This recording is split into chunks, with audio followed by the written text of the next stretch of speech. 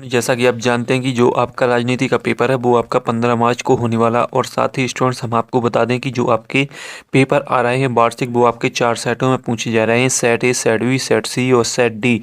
तो स्टूडेंट्स हम आज बात करेंगे आपकी एक तो लाइक और शेयर ठोक दीजिए, महाकाल का दबा के लाइक और शेयर ठोक दीजिए। पूरा साल मेहनत करता हूं आपके लिए बेटा, ऐसा नहीं चलेगा, ऐसा नहीं चलेगा। सेट ए की। तो स्टूडेंट्स सभी सेटों में एक से प्रश्न रहते हैं, तो आप कोई भी सेट देख सकते हैं। और साथ ही स्टूडेंट्स हम आपको बता दें कि इसमें आपके टोटल 80 मार्क्स का राजनीति शास्त्र में पूछा जाएगा, यानी राजनीति विज्ञान में। और आपके इसमें टोटल 23 क्वेश्चन रहेंगे और आपको 3 घंटे का इसमें समय मिलेगा। तो स्टूडेंट्स इस पेपर का हम इस वीडियो में देखेंगे सॉल्यूशन, और साथ ही संपूर्ण क्वेश्चन देखेंगे जो कि आपके लिए काफ़ी मोस्ट इम्पोर्टेंट रहने वाले हैं। और आप देख सकते हैं कि 1 से 5 तक आपके वस्तुनिष्ठ प्रश्न रहेंगे और 6 से 23 तक आपके 2, 3, 4 नंबर के प्रश्न रहेंगे। तो स्टूडेंट्स पेपर आपका जो राजनीति का है वो 15 मार्च को है। तो स्टूडेंट्स आप अपनी तैयारी जोरदार तरीके से करते रहें, क्योंकि आपके पास काफ़ी ज़्यादा समय है और यानी इस पेपर में काफ़ी गैप है। तो आप अच्छी तरीके से तैयारी कर लें, और जो मैं आपको पेपर बताता हूँ इनको भी अच्छी तरीके से तैयार करें, और साथ ही आप अपनी तैयारी करके जाएं तो आपके काफ़ी अच्छे मार्क्स आने वाले हैं। और साथ ही स्टूडेंट्स हम आपको बता दें कि ये आपका महत्वपूर्ण इंपॉर्टेंट क्वेश्चन पेपर है, रियल पेपर नहीं है। कुछ स्टूडेंट्स कहते हैं कि सर आप रियल पेपर नहीं डालते हैं। तो स्टूडेंट्स हम आपको बता दें कि रियल पेपर नहीं, आपके मोस्ट इंपॉर्टेंट पेपर हम शेयर करते हैं ताकि आपकी अच्छी तैयारी हो सके और साथ ही हम आपकी हेल्प कर सकें। तो स्टूडेंट्स आपका जो पहला क्वेश्चन रहेगा इस पेपर का वो देख लेते हैं कौन सा पहला क्वेश्चन आपका रहने वाला है।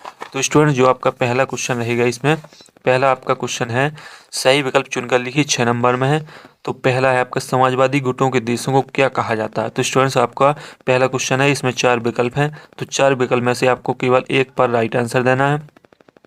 तो इसमें है प्रथम दुनिया के देश, दूसरी दुनिया के देश, तीसरी दुनिया के देश, उपयुक्त में से कोई नहीं। तो इसमें आपका राइट आंसर हो जाएगा दूसरी दुनिया के देश। इसके बाद स्टूडेंट्स बात करेंगे नेक्स्ट क्वेश्चन की, वर्तमान समय में यूरोप संघ के सदस्य की संख्या कितनी होती है। 18, 38, 20, 27। तो इसमें आपका राइट आंसर 27 हो जाएगा। इसके बाद है आपका भारत और पाकिस्तान के बीच शिमला समझौता, जुलाई 1970, जुलाई 1972, अगस्त 1970, अगस्त 1973। तो इसमें जुलाई 1972 हो जाएगा। सन 1911 तक संयुक्त राष्ट्र के सदस्य देशों की संख्या थी 193, 195, 198, 200। तो इसमें आपका 193 हो जाएगा। फिर है आपका नेक्स्ट क्वेश्चन, BWC का पूरा नाम क्या है। तो BWC में आपको 4 विकल्प देखने को मिलेंगे। तो आपका पहला राइट आंसर हो जाएगा बायोलॉजिकल वेपन्स कन्वेंशन। इसके बाद आपका ग्रीन हाउस गैस संबंधित है। तो ग्रीन हाउस गैस संबंधित वैश्विक ताप वृद्धि से, वैश्विक बाजार से, कोई नहीं, उपयुक्त सभी। तो आपका वैश्विक ताप वृद्धि हो जाएगा। तो स्टूडेंट्स आपके सही विकल्प का मैंने रिवीजन करवा दिया, और साथ ही एक बार फिर से आप देख सकते हैं सॉल्यूशन भी मैंने आपको दे दिया है। तो स्टूडेंट्स आप बात, और जो स्टूडेंट्स इंग्लिश मीडियम से है वो इंग्लिश मीडियम से भी इस पेपर को कर सकते हैं, और साथ ही अच्छे तरीके से रीड कर सकते हैं। इसके बाद आपके खालिस्तान जो 7 नंबर में आएंगे। तो आपका पहला खालिस्तान रहेगा, मार्शल योजना की स्थापना डॉट डॉट में है, तो डॉट डॉट में हुई। तो स्टूडेंट इसमें आपका जो राइट आंसर रहेगा वो आपका 1948 हो जाएगा। और साथ ही स्टूडेंट जो आपका खालिस्तान का आंसर रहेगा वो आपका 1948 हो जाएगा। इसके बाद है आपका, भारत संयुक्त राष्ट्र संघ का सदस्य बना डॉट डॉट डॉट डॉट बना। तो कब बना। तो आप कब, जो भारत का संयुक्त राष्ट्र का सदस्य बना वो बना 30 अक्टूबर 1945 को, 30 अक्टूबर 1945 को। तो ये आपका राइट आंसर हो जाएगा।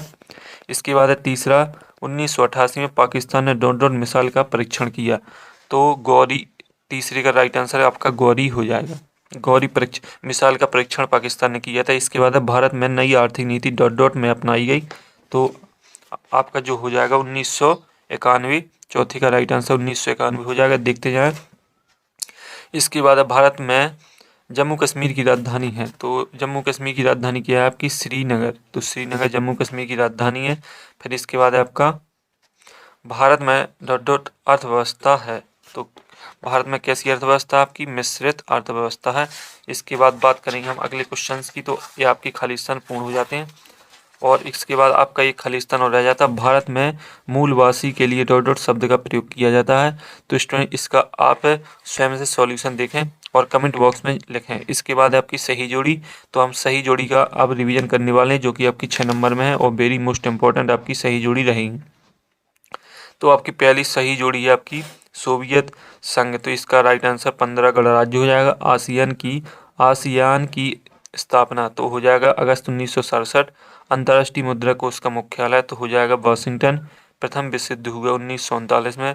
द्विराष्ट्र का सिद्धांत इसमें हो जाएगा सहनवाज भुट्टो। बिहार का अकाल औद्योगिकरण। तो स्टूडेंट्स आपकी सही जोड़ी स्क्रीनशॉट लगा लें ताकि आपको दिक्कत न जाए और साथ ही आप अपनी तैयारी जोरदार तरीके से करते रहें। ये आपके लिए IMP क्वेश्चन पेपर है। इसके बाद है आपका चौथा, एक शब्द एक वाक्य में उत्तर लिखिए। तो स्टूडेंट्स आपको एक शब्द एक वाक्य में उत्तर देना है।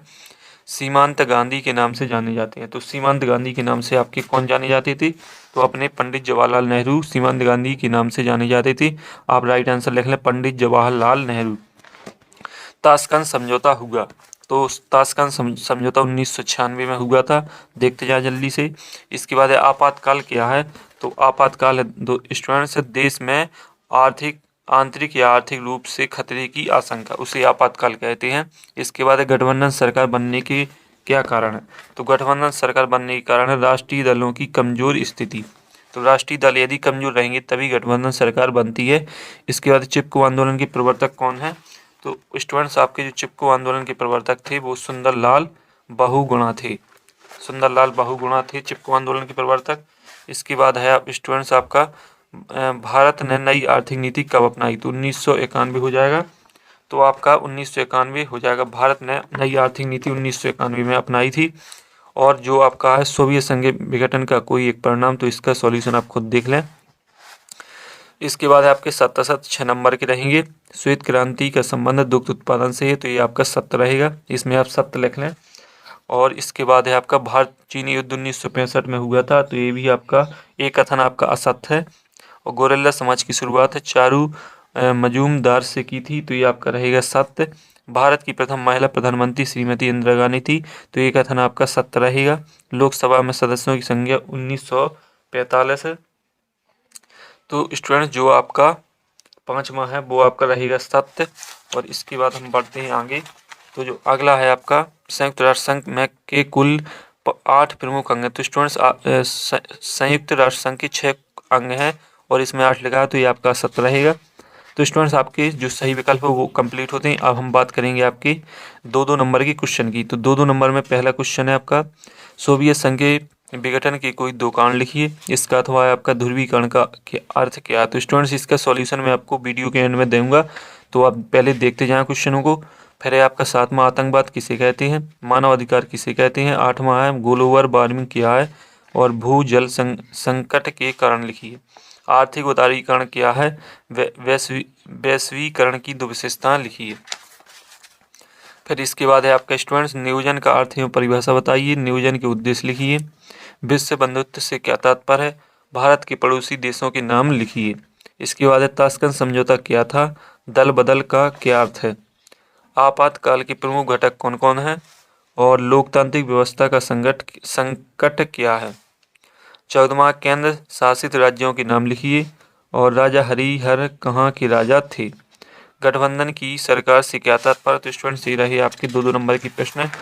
इसके बाद हम बात करेंगे अभी आपके मंडल आयोग का गठन कब किया गया था। अब स्टूडेंट्स आपके 16 से 3-3 नंबर के प्रश्न रहेंगे। तो इसमें है सोवियत प्रणाली क्या थी, समझाइए। सोवियत प्रणाली की प्रमुख विशेषताएं लिखिए। आसियान के कार्यों को समझाइए। यूरोपीय यूनियन गठन के क्या उद्देश्य हैं, समझाइए। राज्य पुनर्गठन आयोग को समझाइए अथवा भारत विभाजन के प्रमुख कारणों को लिखिए। क्षेत्रवाद और पृथकतावाद में अंतर स्पष्ट कीजिए। क्षेत्रीयता के प्रमुख कारणों को लिखिए। तो स्टूडेंट्स आपके 3-3 नंबर में 4 प्रश्न आएंगे जो मैंने आपको शेयर कर दिए हैं। और साथ ही स्टूडेंट्स ये आपके IMP क्वेश्चन पेपर में आपको शेयर कर रहा हूँ। और साथ ही आप अपनी तैयारी जोरदार तरीके से करते रहें, क्योंकि आपकी जो इसमें गैप है वो काफ़ी है। इसके बाद 20वां भारत पाक बीच जम्मू कश्मीर इस समस्या को स्पष्ट करें। ताशकंद समझौता मुख्य प्रावधान क्या था, स्पष्ट कीजिए। संयुक्त राष्ट्र के आधारभूत सिद्धांतों को समझाइए। इसके बाद है आपका सुरक्षा परिषद के कार्यों का वर्णन कीजिए। भारत की विदेश नीति के प्रमुख सिद्धांत कौन कौन से हैं, समझाइए। इसका अथवा गुटनिरपेक्ष नीति के प्रमुख उद्देश्य क्या है, समझाइए। 23वां क्षेत्रीय आंदोलन देश के विकास में बाधा के समझाएं। अलगाववादी आंदोलन क्या समझाई। तो स्टूडेंट्स ये रहे आपके सभी क्वेश्चन जो मैंने आपको शेयर कर दिए हैं, और साथ ही स्टूडेंट्स इन क्वेश्चन को तैयार कर लें और साथ ही आप अपनी तैयारी स्वयं से अच्छी तरीके से कर लें, तो आपके काफ़ी अच्छे मार्क्स आने वाले हैं। और साथ ही इस क्वेश्चन का सभी सॉल्यूशन टेलीग्राम चैनल पर डाल दिया है, तो लिंक मेरे चैनल की डिस्क्रिप्शन में डली, वहाँ से जाकर जो क्वेश्चन रह गए हैं उनके सॉल्यूशन आप देख सकते हैं। तो अगली वीडियो में फिर मिलते हैं, तब तक के लिए जय हिंद।